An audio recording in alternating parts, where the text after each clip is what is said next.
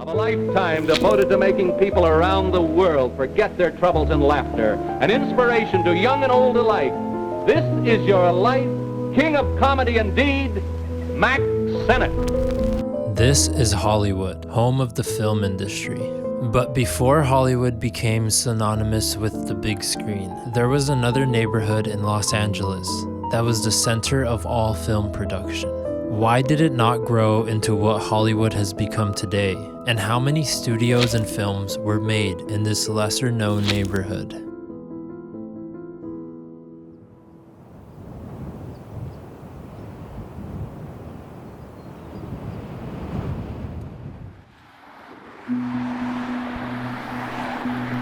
This is the story of Edendale, a neighborhood that encompassed parts of modern-day Echo Park and Silver Lake. Welcome back to Waste Media. Make sure to subscribe and hit the bell for notifications. Before the world began to associate Hollywood with filmmaking, Edendale was known by many as the center of the motion picture industry on the West Coast. From the early 1900s through the 1920s, this Los Angeles neighborhood was the center of all things cinematic. The district of Edendale no longer exists, but it once covered land that now encompasses parts of modern-day Echo Park and Silver Lake. Within Edendale, the motion picture studios were primarily focused on Glendale Boulevard, right off the exit of the 2 freeway. A stretch of road that I have driven by thousands of times in my life, never knowing of its history.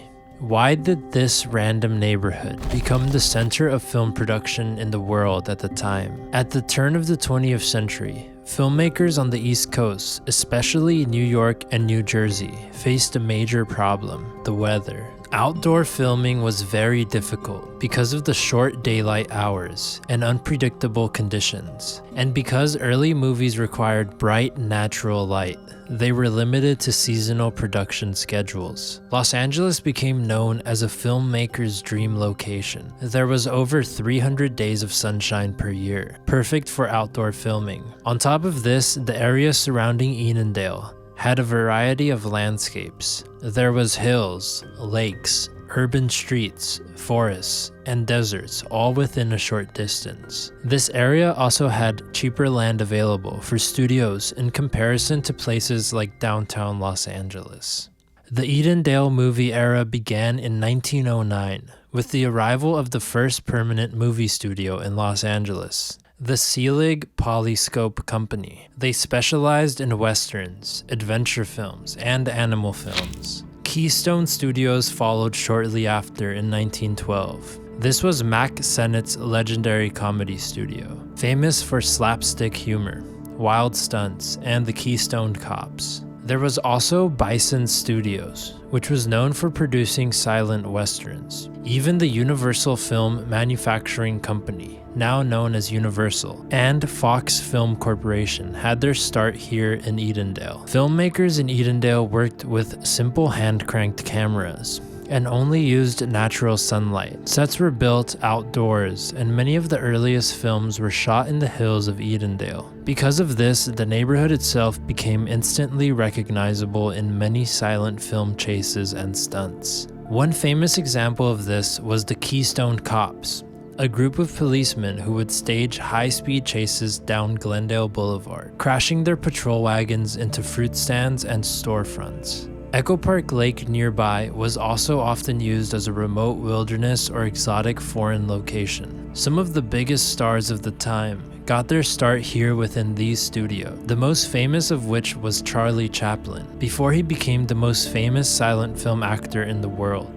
Charlie Chaplin made his first movies at Keystone Studios in 1914. Another name that defined the Edendale era was Mack Sennett. Sennett was not just a filmmaker, he was the mastermind behind the golden age of slapstick comedy. He was born in 1880 in Canada, and by 1908 he was learning filmmaking under D.W. Griffith in New York. Sennett acted in early films, usually in comedic roles.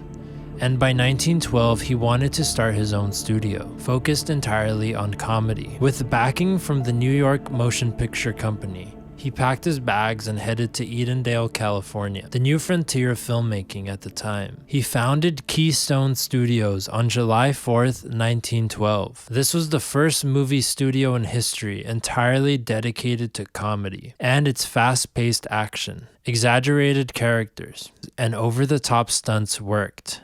Keystone quickly became one of the most successful studios of the silent era. Sennett introduced the iconic pie-in-the-face gag that is still used today. His films often depicted high-speed chaotic chase scenes on cars, wagons, and bicycles. Instead of traditional storytelling with complex plots, Sennett's films were a series of non-stop gags and stunts. Another of Sennett's influential creations was the Keystone Cops, a group of incompetent, over-the-top police officers who would always end up in ridiculous situations. They would chase criminals but somehow crash into everything in sight and accidentally hit their own teammates. The Keystone Cops became one of the most recognizable comedy acts in film history and inspired generations of comedians, including the Three Stooges and Abbott and Costello.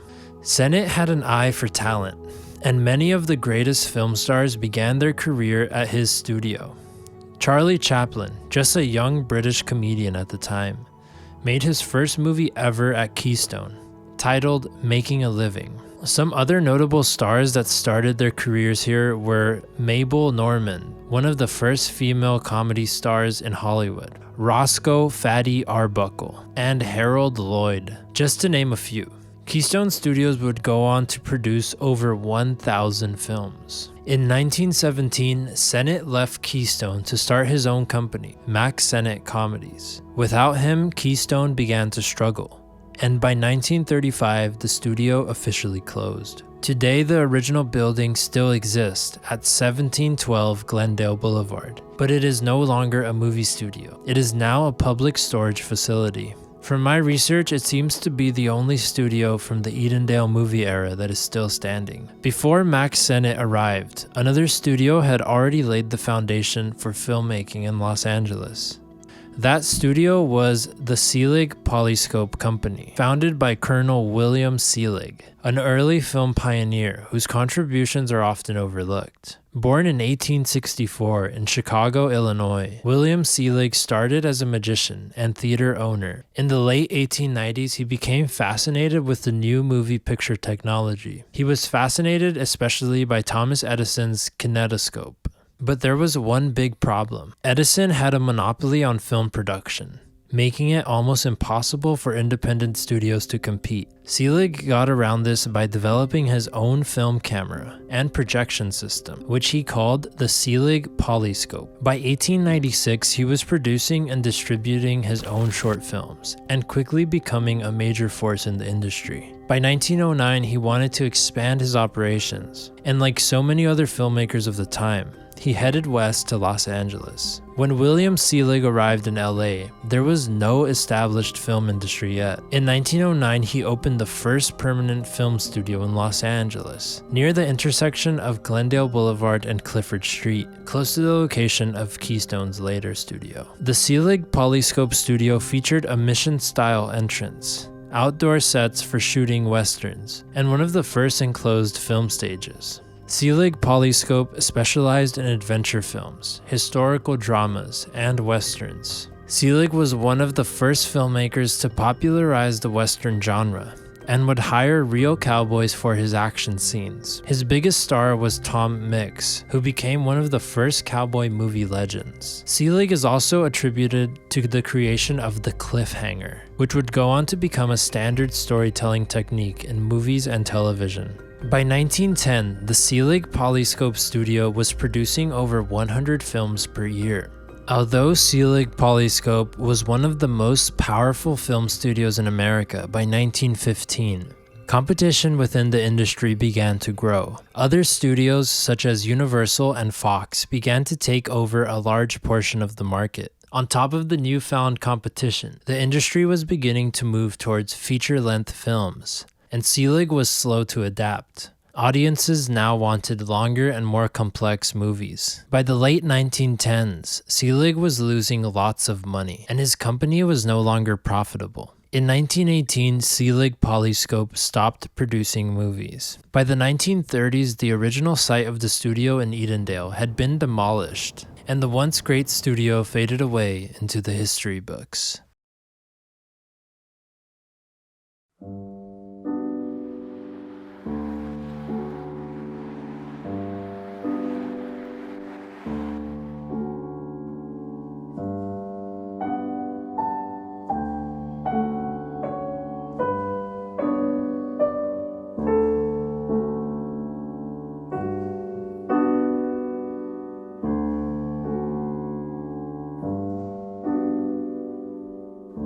While Keystone Studios and Selig Polyscope were the most famous production companies in Edendale, they were far from the only ones. Several other major film studios set up operations in Edendale before eventually relocating elsewhere, including Universal Pictures, Fox Film Corporation, and the Bison 101 Studio. The first Universal Studios lot was set up in Edendale, in a small facility that allowed for the production of short films. Like Universal, Fox also started as an independent company fighting against Edison's film monopoly. Hungarian-American film producer William Fox set up one of his first studio operations in Edendale, taking over an existing studio lot that had previously been used by Selig Polyscope. By 1917, Fox realized that Edendale didn't have enough space for expansion. He moved the company to a new lot at Sunset and Western, marking Fox's transition into mainstream Hollywood. Another important Edendale landmark was Mixville, a 4-acre western town built by Tom Mix, one of the biggest cowboy stars of the silent era.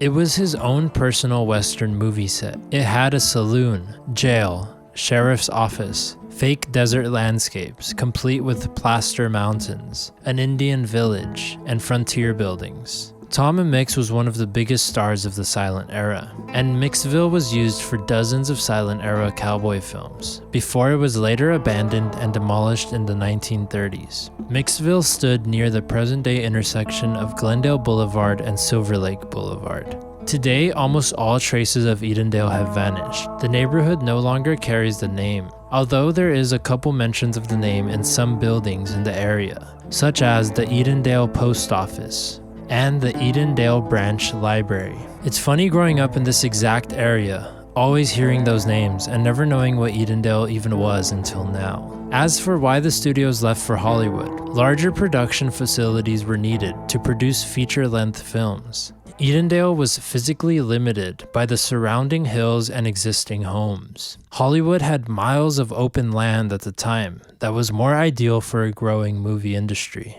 As more and more people began building studios in Hollywood because of the amount of land available and the cheaper land prices, the talent was naturally drawn towards Hollywood. By the 1920s, Hollywood had multiple major studios like Paramount, Warner Brothers, and Fox. Young actors and filmmakers began flocking to Hollywood for better opportunities, and soon Edendale was forgotten.